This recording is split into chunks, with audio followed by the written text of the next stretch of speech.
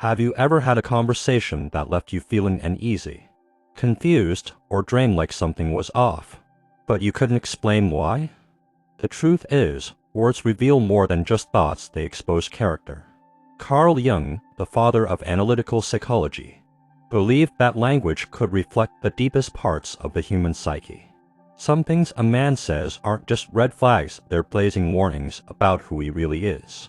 In this video, we're going deep into 5 dangerous phrases men say that you should never ignore. These aren't harmless slips of the tongue, they're signs of manipulation, emotional immaturity, and even hidden narcissism.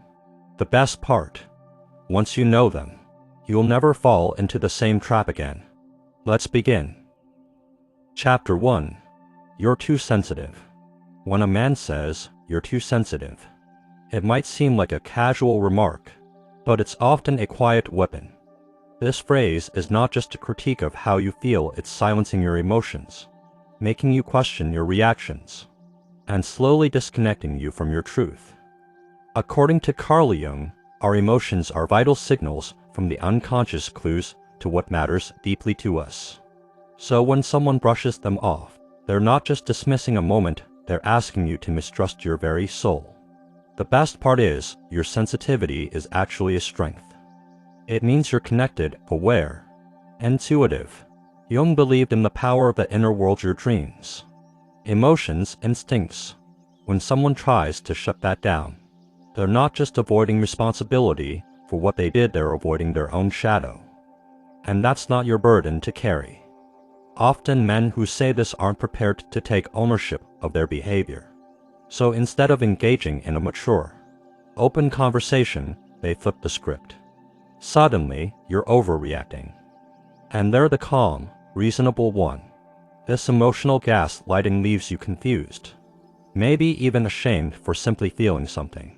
But here's the truth: the best part about recognizing this behavior is that you become more powerful. You begin to spot manipulation for what it is, not a reflection of your flaw, but a sign of their emotional avoidance. Jung taught that true growth comes when we face discomfort, when we integrate the hidden parts of ourselves. So if you're being told you're too much, maybe it's because you're holding up a mirror someone else isn't ready to look into. The best part is, once you start trusting your emotions again, you stop apologizing for your depth. You become unshakable, because your feelings are not the problem, they're the compass. So the next time someone tells you, "You're too sensitive," remember that phrase is a door. You can walk through into silence, or you can close it behind you and walk away with your dignity intact. Chapter 2. You're lucky I'm still here. When a man says, "You're lucky I'm still here," he's not reassuring you, he's warning you. On the surface, it may sound like he's enduring something for the sake of love, but at its core, it is a statement of emotional superiority, designed to make you feel replaceable. This is not love, it's a form of subtle control. Carl Jung believed that projection is the root of many dysfunctional relationships. When a man says this phrase, he is likely projecting his own fear of inadequacy, twisting it into a power play to make you feel guilty for his continued presence. It's a psychological sleight of hand. He's not staying out of devotion, but out of the need to keep you dependent on him emotionally. This kind of statement makes you second-guess your worth. You begin to feel that you must earn his presence, that you must work harder to keep him satisfied. Over time, this erodes your self-esteem.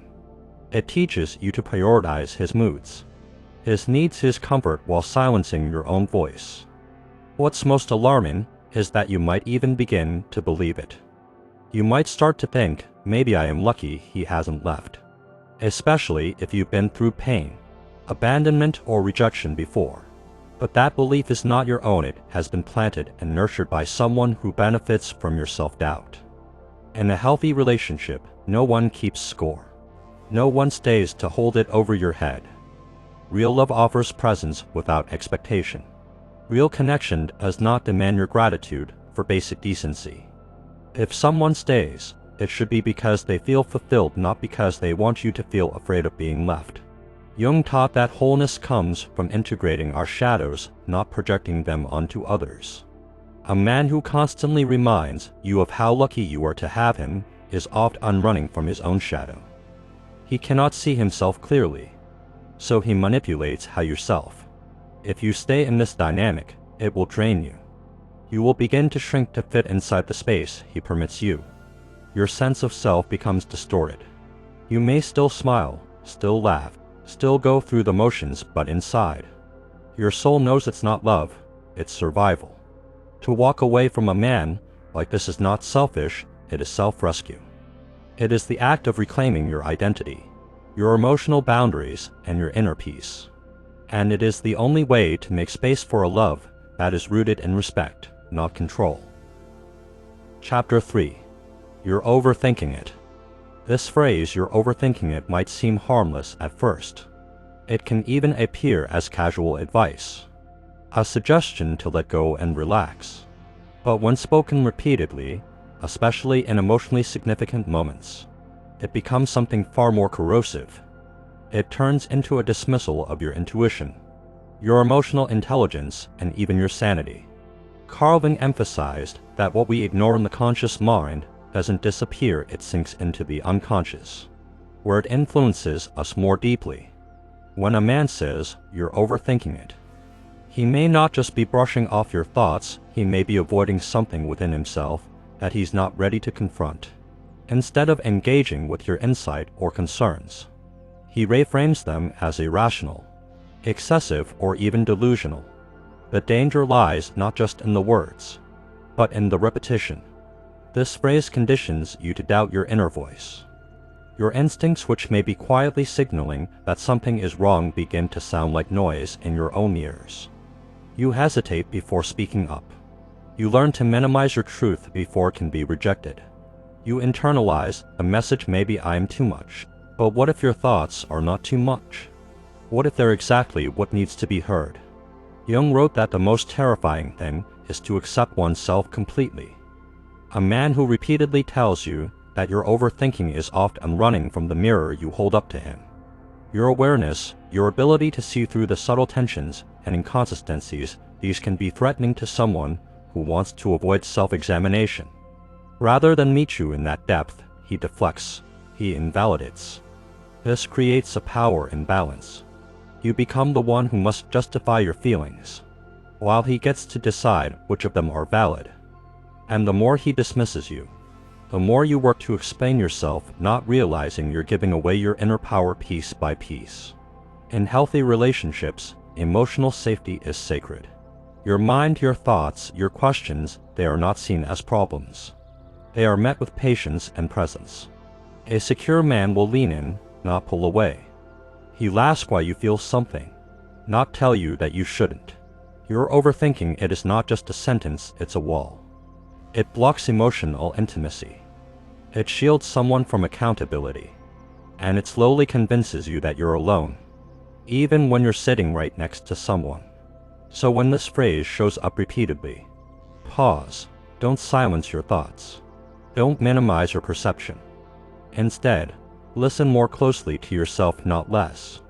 Your mind isn't the enemy, it's your protector. And in a world where so many are taught to ignore their gut instincts, honoring yours is not just an act of courage, it's an act of self-love. Chapter 4. You'll never find someone like me. At first, this line might sound like confidence or even romance. You'll never find someone like me. It's the kind of thing you might hear in a dramatic movie or a breakup scene, meant to leave an echo in your mind. But when a man says this to you seriously, especially during conflict, it reveals something deeper and darker than self-assurance. It reveals control. This phrase is not about you, it's about him. It's not meant to uplift or comfort, it's meant to instill fear. Fear that you're not strong enough to walk away. Fear that he is the only one who could ever love you like this. Fear that leaving means losing not just the relationship, but your only shot at love. Carl Jung warned us that projection is a powerful and dangerous tool. When a man projects his insecurity as your dependency, he paints himself as irreplaceable, not because he believes it deep down, but because he needs you to. He needs you to believe that you're enough without him, that your life will be emptier if he's not in it. But the truth is, the best part is, this is never about uniqueness, it's about leverage. This sentence often comes from men who sense that you're gaining strength. Maybe you've started asking harder questions. Maybe you're setting boundaries. Maybe you've stopped tolerating emotional games. So he plays the biggest card. He has left the illusion of exclusivity. The truth is, the moment someone tells you that you'll never find someone like them, they've revealed exactly why you should. Because real love doesn't trap, it frees. Real connection doesn't manipulate, it empowers. When a man says, "You'll never find someone like me," he's not reminding you of his worth. He's testing your self-worth. He's counting on your silence. He's counting on your fear. But fear is not the foundation of love, it's the foundation of control. Ask yourself, what is he really trying to say? That he's special, or that you're not? That he's rare, or that you should settle for pain wrapped in passion? You don't need someone like him. You need someone who doesn't say things like this. Someone who respects your independence. Someone who knows that love should never come with emotional blackmail. Jung believed that the path to wholeness requires us to confront the shadow, to face the parts of ourselves and others that are hidden behind words. And this phrase, this weaponized sentence, is a shadow. So if you ever hear it, don't shrink. Don't second-guess your value. Instead, rise. Because the truth is, you'll never find someone like you either, and that's your power. Chapter 5. You're lucky I'm with you. On the surface, this statement might sound like a joke, maybe even a tease. But when spoken with intention, especially in moments of tension or power imbalance, "You're lucky I'm with you" becomes something far more sinister. It becomes a declaration of superiority. A reminder, unspoken but clear, that you should feel grateful for even being in his presence. The truth isn't love, this is hierarchy. When a man says, "You're lucky I'm with you," he's not complimenting you, he's positioning himself above you. It's not an expression of partnership. It's a statement of imbalance. He's telling you, consciously or not, that he believes he's out of your league.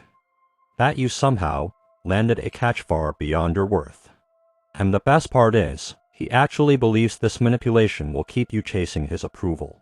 Carl Jung would say this is a projection of the ego, the inflated self that cannot survive unless it's constantly fed with validation, control, and submission from others. Men who speak this way are often hiding deep feelings of inadequacy. Masked by arrogance, they fear you'll see their flaws. So they make sure you question your value before you ever get close enough to question theirs. This phrase plants a dangerous seed in your mind. It whispers, don't complain. Don't ask for more. Don't expect equality. It creates a silent contract where you must turn your place in the relationship, where love is not mutual but transactional. And that's not love, that's entitlement. A healthy man is secure and doesn't need to tell you that you're lucky to be with him, because he knows you both bring something of value. He sees the relationship as a union of the whole people, not a gift he bestowed upon you. He doesn't need to remind you of his worth to diminish yours. The most dangerous thing about this sentence is that it can wear you down over time. The first time, you might laugh it off. The second time, it might sting. The third time, it starts to settle in your bones. You begin to believe it. And once that happens, you stop asking for respect, for fairness, for the love you deserve, because you think you should just be grateful. But let's be clear, you're not lucky he's with you. If a man feels the need to say that, then he's the one who should be grateful you stayed long enough to hear it. The truth is, if someone believes their presence in your life is a favor, that person isn't a partner, they're a prison. They're trying to shrink you to fit their ego, rather than grow with you in love. So don't wait for him to change the script. Walk away, because you deserve someone who says, "I'm grateful we found each other," not "you're lucky I chose you." If this message resonated with you even just a little, don't keep it to yourself. Someone out there might need to hear this just as much as you did. So please, give this video a like, share it with a friend, and if you haven't already, subscribe for more honest, powerful conversations like this one.